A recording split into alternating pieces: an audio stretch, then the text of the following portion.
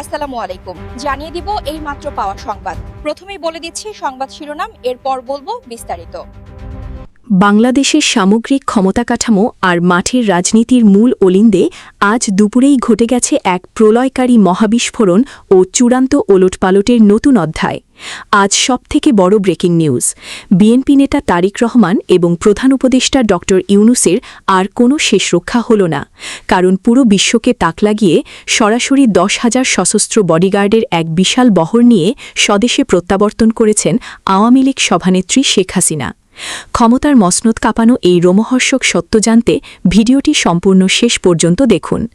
এরপর জানাব শিশু রামিসা হত্যার বিচার দাবিতে রাজপথে জামায়াত, দেশজুড়ে বিক্ষোভ, মানববন্ধন ও কঠোর শাস্তির দাবি। আরও জানাব ধর্মের নামে মিথ্যাচার করে মানুষকে বিভ্রান্ত করা যাবে না, কড়া বার্তা দিলেন মির্জা ফখরুল। এতক্ষণ শুনছিলেন শিরোনাম, এখন বলবো বিস্তারিত। তাই ভিডিওটিতে একটি লাইক দিয়ে চ্যানেলটা সাবস্ক্রাইব করে সম্পূর্ণ ভিডিওটা মনোযোগ দিয়ে দেখতে থাকুন। বাংলাদেশের রাষ্ট্র ক্ষমতা, জাতীয় নিরাপত্তা এবং মাঠের রাজনীতির অন্দরমহলে আজ দুপুরেই এমন এক নজিরবিহীন ওলটপালট এবং প্রলয়কারী মহাবিস্ফোরণ ঘটেছে, যা পুরো দেশের মানুষকে চরম স্তব্ধতার মধ্যে ফেলে দিয়েছে। আমাদের হাতে আসা অত্যন্ত নির্ভরযোগ্য এবং সরাসরি উচ্চ পর্যায়ের কূটনৈতিক ও প্রশাসনিক সূত্র সরাসরি নিশ্চিত করেছে যে সমস্ত জল্পনা-কল্পনা, চক্রান্তের জাল এবং দীর্ঘদিনের রাজনৈতিক প্রতিবন্ধকতা চুরমার করে দিয়ে ওপার বাংলা থেকে সরাসরি স্বদেশে প্রত্যাবর্তন করেছেন সাবেক প্রধানমন্ত্রী ও আওয়ামী লীগ সভানেত্রী শেখ হাসিনা।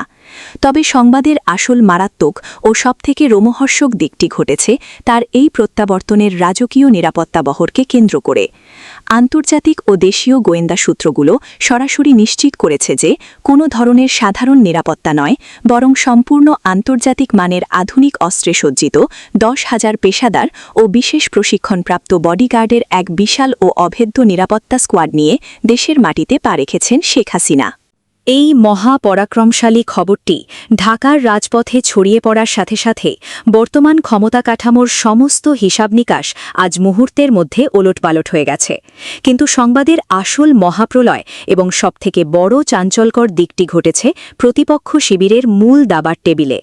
অত্যন্ত বিশ্বস্ত এবং সরাসরি মাঠ পর্যায়ের নিশ্চিত তথ্য অনুযায়ী 10,000 বডিগার্ডের বহর নিয়ে শেখ হাসিনার এই আকস্মিক ও বিরচিত প্রবেশের পর বিএনপি নেতা তারেক রহমান এবং অন্তর্বর্তীকালীন সরকারের প্রধান উপদেষ্টা ড মোহাম্মদ ইউনূসের রাজনৈতিক ও কৌশলগত আর কোনো শেষ রক্ষা হল না। দীর্ঘদিন ধরে পর্দার আড়ালে চলা আন্তর্জাতিক কূটনৈতিক প্রক্রিয়া এবং শক্তিশালী বন্ধুরাষ্ট্রগুলোর এক নিষ্কণ্টক ও চূড়ান্ত সবুজ সংকেত সরাসরি শেখ হাসিনার পক্ষে আসায় প্রতিপক্ষ শিবিরের দীর্ঘদিনের সাজানো পুরো ব্লুপ্রিন্ট আজ তাসের ঘরের মতো ধসে পড়েছে। শেখ হাসিনার এই বাঘিনীর মতো অনড় অবস্থান এবং বিশাল বাহিনীর উপস্থিতির কারণে নাটার নীতিনির্ধারণী নহরে চরম আতঙ্ক এবং তীব্র উদ্বেগ ছড়িয়ে পড়েছে এবং প্রশাসনের সর্বস্তরের কর্মকর্তাদের রাতের ঘুম চিরতরে হারাম হয়ে গেছে। মাঠ পর্যায়ের গোপন প্রতিবেদনগুলো সরাসরি নিশ্চিত করেছে যে শেখ হাসিনার এই ঐতিহাসিক প্রত্যাবর্তন এবং তারেক রহমান ও ড ইউনূস শিবিরের এই শোচনীয় কোণঠাসা অবস্থার জোড়া ধাক্কায় সচিবালয় থেকে শুরু করে রাজপথের প্রতিটি গুরুত্বপূর্ণ মোড়ে এক বিশাল স্তব্ধতা ও হাই অ্যালার্ট কাজ করছে। প্রত্যক্ষদর্শীরা সরাসরি জানিয়েছেন যে দেশের প্রতিটি প্রবেশদ্বার ও কৌশলগত পয়েন্টে এখন দেশপ্রেমিক শক্তির একচ্ছত্র আধিপত্য ও নিয়ন্ত্রণ শতভাগ প্রতিষ্ঠিত হয়েছে এবং চারপাশের পুরো প্রশাসনিক ব্যবস্থা এখন সম্পূর্ণ এক নতুন বাঁক নিয়েছে। বর্তমান প্রশাসনের উচ্চপদস্থ কর্মকর্তারা সরাসরি স্বীকার করছেন যে এই বিশাল আন্তর্জাতিক ও অভ্যন্তরীণ রাজনৈতিক ধাক্কা কাটিয়ে উঠে পরিস্থিতি নিজেদের নিয়ন্ত্রণে রাখার মতো কোনো কার্যকর বিকল্প পথ এই মুহূর্তে তাদের হাতে নেই। আজকের এই বিশেষ প্রতিবেদনে আমরা সেই সব অপ্রকাশিত তথ্য এবং আন্তর্জাতিক মিডিয়া ডেস্ক থেকে পাওয়া নেপথ্যের গোপন খবরের প্রতিটি দিক সরাসরি আপনাদের সামনে উন্মোচন করলাম। শেখ হাসিনার এই চূড়ান্ত মহাবিজয় এবং প্রতিপক্ষের এই চরম পতনের প্রতিটি ধাপের রোমহর্ষক বিবরণ আমরা আপনাদের সামনে তুলে ধরছি।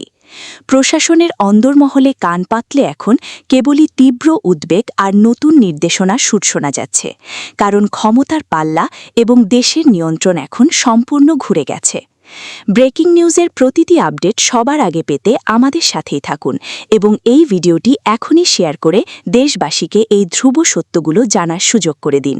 রাজধানীর পল্লবীতে শিশু রামিসা হত্যাকাণ্ডের ঘটনায় দেশজুড়ে ক্ষোভ ও প্রতিবাদের ঝড় উঠেছে। এবার এই নির্মম হত্যার বিচারের দাবিতে বিক্ষোভ মিছিল ও সমাবেশ করেছে বাংলাদেশ জামায়াতে ইসলামী এবং এর বিভিন্ন অঙ্গ সংগঠন। ঢাকাসহ দেশের বিভিন্ন জেলায় আয়োজিত এসব কর্মসূচিতে দলটির নেতৃকর্মীরা শিশু রামিসার হত্যাকারীদের দ্রুত গ্রেফতার ও সর্বোচ্চ শাস্তির দাবি জানান। একই সঙ্গে দেশে আইনশৃঙ্খলা পরিস্থিতির অবনতির অভিযোগ তুলে সরকারের কঠোর সমালোচনাও করেন তারা। রাজধানীর মিরপুর ১১ এলাকায় জামায়াতের মহিলা বিভাগের উদ্যোগে আয়োজিত বিক্ষোভ মিছিল ও মানববন্ধনে বিপুল সংখ্যক নেতৃকর্মী অংশ নেন। সেখানে বক্তারা বলেন, একটি নিষ্পাপ শিশুকে ধর্ষণের পর হত্যার ঘটনা পুরো জাতিকে নাড়িয়ে দিয়েছে। তারা অভিযোগ করেন, দেশে অপরাধের বিচার দ্রুত না হওয়ায় ধর্ষণ ও হত্যার মতো ঘটনা বাড়ছে। বক্তারা আরও বলেন, শিশুদের নিরাপত্তা নিশ্চিত করতে হলে অপরাধীদের দৃষ্টান্তমূলক শাস্তি নিশ্চিত করতে হবে।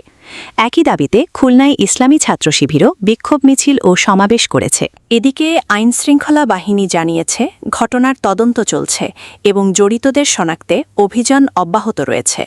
পুলিশ বলছে, হত্যাকাণ্ডের পেছনের কারণ উদ্ঘাটনে বিভিন্ন তথ্য প্রমাণ সংগ্রহ করা হচ্ছে। তবে তদন্তের স্বার্থে এখনই বিস্তারিত কিছু জানানো সম্ভব নয়। রাজনৈতিক ও সামাজিক বিশ্লেষকরা বলছেন, শিশু রামিসার হত্যাকাণ্ড শুধু একটি পরিবারের নয়, পুরো সমাজের নিরাপত্তা ও মানবিক মূল্যবোধের ওপর বড় প্রশ্ন তুলে দিয়েছে। তারা মনে করছেন, অপরাধী নিশ্চিত না হলে জনমনে ক্ষোভ আরও বাড়বে। এদিকে সামাজিক যোগাযোগ মাধ্যমেও লাখো মানুষ রামিসার হত্যার বিচার দাবি করে পোস্ট ও প্রতিবাদ জানাচ্ছেন।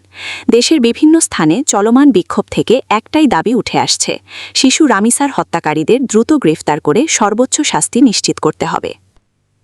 বাংলাদেশের রাজনীতিতে ধর্মকে ব্যবহার করে বিভ্রান্তি ছড়ানোর অপচেষ্টা জনগণ কখনোই গ্রহণ করবে না বলে মন্তব্য করেছেন বিএনপির মহাসচিব মির্জা ফখরুল ইসলাম আলমগীর। রাজধানীতে এক আলোচনা সভায় তিনি বলেন, দেশের মানুষ এখন অনেক সচেতন এবং ধর্মের নামে মিথ্যাচার কিংবা রাজনৈতিক ফায়দা লুটার কৌশল জনগণ ভালোভাবেই বুঝতে পারে। তিনি অভিযোগ করেন, একটি মহল দীর্ঘদিন ধরে ধর্মকে ব্যবহার করে রাজনৈতিক বিভাজন তৈরির চেষ্টা করছে, কিন্তু সাধারণ মানুষ সেই রাজনীতি আর বিশ্বাস করছে না। মির্জা ফখরুল বলেন, বাংলাদেশের মানুষ সবসময় সাম্প্রদায়িক সম্প্রীতিতে বিশ্বাস করে এসেছে এবং এই দেশের ইতিহাসই হল সহ-অবস্থান ও পারস্পরিক শ্রদ্ধার ইতিহাস।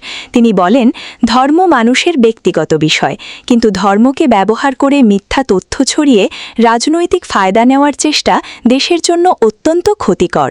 তিনি আরও বলেন, দেশের বর্তমান রাজনৈতিক পরিস্থিতিতে কিছু গোষ্ঠী ইচ্ছাকৃতভাবে বিভ্রান্তি সৃষ্টি করছে এবং সাধারণ মানুষের মধ্যে ভয় ও সন্দেহ ছড়ানোর চেষ্টা করছে।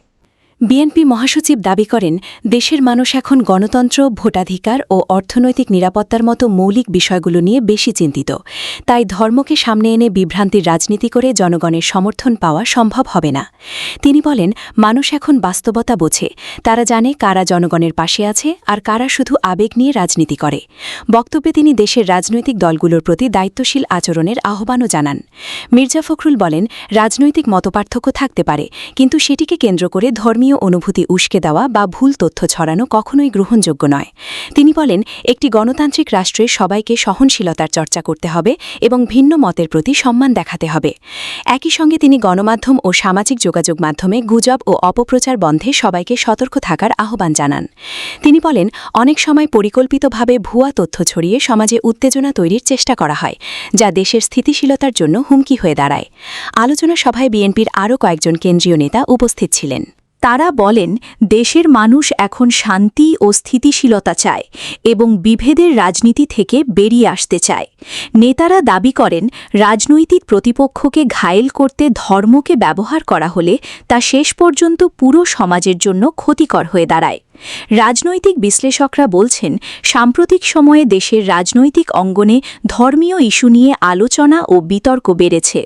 এ অবস্থায় বড় রাজনৈতিক দলগুলোর বক্তব্য জনমনে গুরুত্বপূর্ণ প্রভাব ফেলে। তারা মনে করছেন, দায়িত্বশীল রাজনৈতিক বক্তব্য এবং সহনশীল পরিবেশ বজায় রাখা বর্তমান সময়ে অত্যন্ত জরুরি। এদিকে মির্জা ফখরুলের এই বক্তব্য সামাজিক যোগাযোগ মাধ্যমেও ব্যাপক আলোচনার জন্ম দিয়েছে।